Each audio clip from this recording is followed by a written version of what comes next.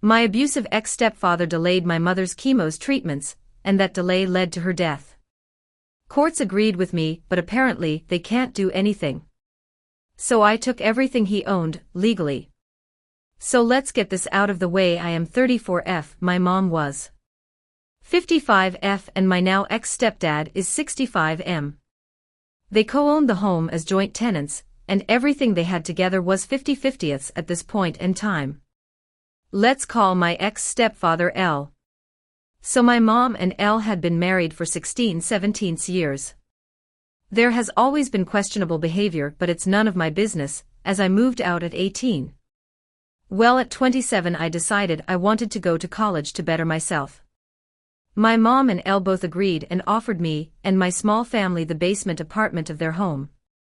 1.5 years into my program, my mom was diagnosed with ovarian cancer, a week before she was due to have surgery to remove the tumors. One of the big ones ruptured.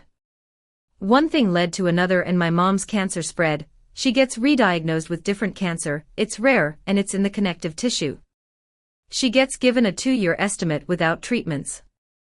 Now this is where L starts becoming abusive. He is at this appointment with my mom and has a full-blown tantrum. Note: I have my mom's medical notes and a doctor who note all of this. This is important later, and says that his wife won't be doing sh*t. He storms out of the room, and my mom then tells this doctor, also put in the medical note, that she fears for her life, because she knows if she doesn't do the treatments, she will die, but she also knows that L won't let her. L becomes abusive. He starts becoming verbally, mentally, and physically abusive. He drained their joint bank account so my mom couldn't even buy herself bread, cut the brake lines on her car, and more, and did everything in his power to stop her from doing treatments. Let's say she had treatments twice a week. Every week, she would maybe be able to get to half of these if my spouse or myself drove her. My mom ended up moving into my unit in the basement, and I started defending my mom against him. I told him, if he didn't stop, I would be doing everything in my power to ensure that he is held responsible for her death. He proceeded to laugh at me and told me I'm a woman, what can I do to him? His abuse then extended towards me, at pretty much any chance he got. Well, I hired my mom a lawyer and changed my program into criminal law, as best as I could, so I could learn everything I could with how the system works. I then handed in evidence and we started to build a case. It took 8 months of collecting evidence through security cameras I set up in the home. Al knew of these cameras, I hid nothing, and he was aware he was on camera in certain areas of the home. During this time, I had already been pre-approved by the bank to purchase his 50% of the house. All he had to do was sign one piece of paper and agree, and within 30 days he could have gotten $250,000. 0. He refused because I wasn't going get his house, when he was going to put my whole family on the street. And yes, it was all caught on camera. L was handed a summons by my lawyer's office to attend court with us. Well, he refused. He said he knew more than the lawyers and was not going to show. Because of this we ended up winning in court, and sole possession of the home was given to my mother. All his assets are locked and put under my mom's supervision to prevent him from liquidating assets. He has a restraining order on him from the house and my mom, and he isn't allowed to leave Canada. He was evicted by the police that night, and locks were changed, etc., etc. With him being out of the home, we got my mom onto ODSP, and she was able to finally and safely start treatments because she now had access to the transportation offers through ODSP and the cancer societies.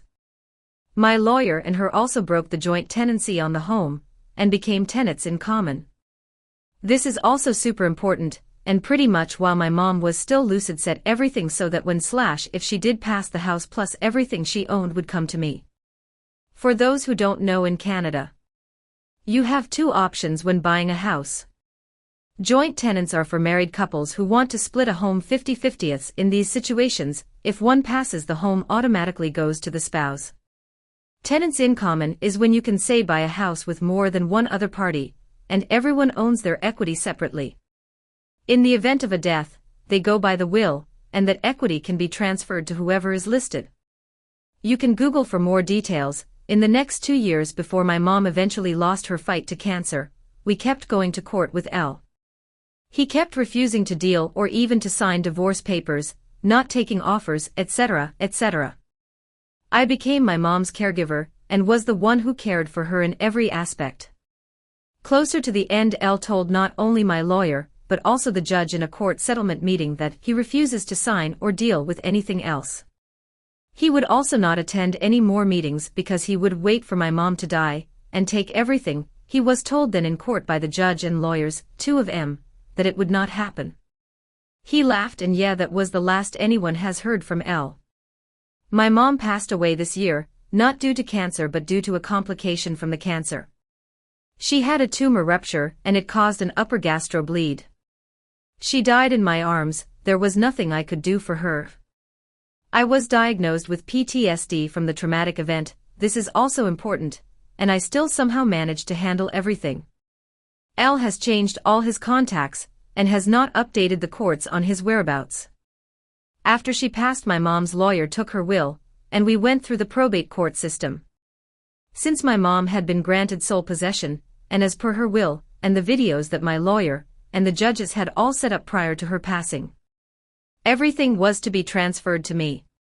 I had to sign some paperwork, with the judges just agreeing to everything that had been set up, but it was all done legally and properly. I also took all of my mom's medical notes, including the note from the original doctor that spoke about Elle's outburst and my mom's fears.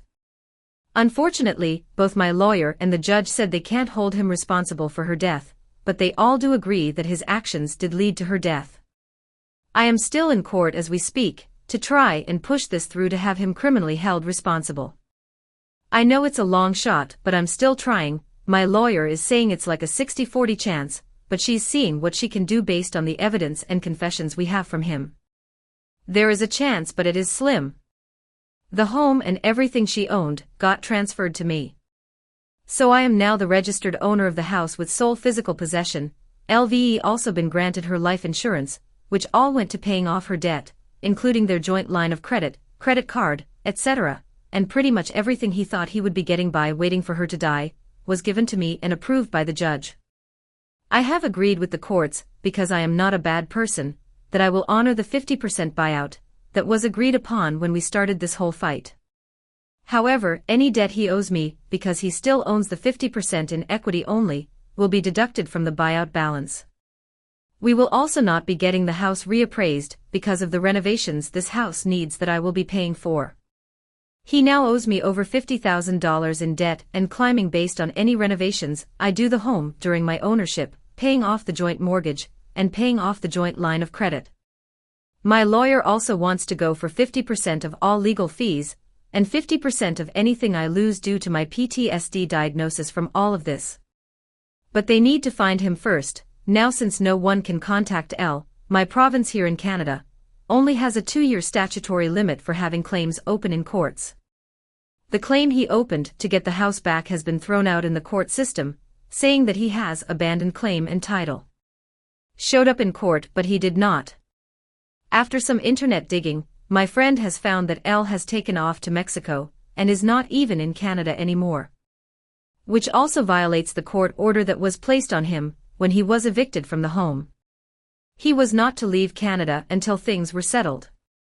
So that's a whole different story there, and my lawyer is handling that part because that has nothing to do with me. But until he returns, the courts are not worried about really anything. Now, in the event he doesn't return, and let's just say he dies in Mexico, my lawyer and the judge has advised me we will just his estate with the court for the 50% equity to be transferred to me in collateral to the debt that is owed. However, I still own the house. I have sole possession, and in all legal aspects, the house belongs to me. If he does come back, he will be facing repercussions for leaving Canada, but if he does try and reopens another claim, he can't.